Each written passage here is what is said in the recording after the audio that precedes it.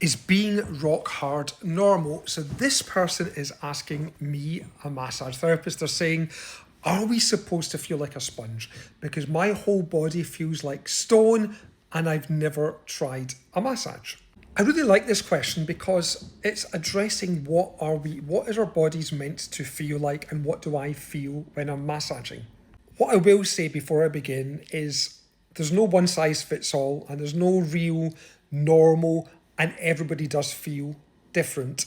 However, what I'm looking for when I'm massaging somebody is am I finding tension? And this is what my definition of tension is. The human body generally should be quite soft and squidgy when we touch it, if it's in the relaxed state. So if you train hard and you've got a big bicep and you're flexing that bicep, then it's going to feel firm, and that's how it should. But if that muscle isn't being flexed and it's relaxed, it should actually be quite soft and squidgy to touch, and it should be fairly pain-free. None of the body should really hurt just by pressing it. A mild sensation, but it shouldn't really cause pain just to press. So if I have a client who's lying on the massage table, so they're being fully supported, so they're not having to use muscular strength.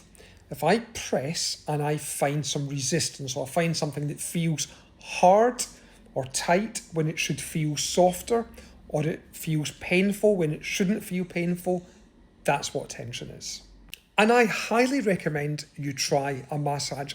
Everybody should. Life is so much better when it can be lived with even slightly less pain and tension in our bodies.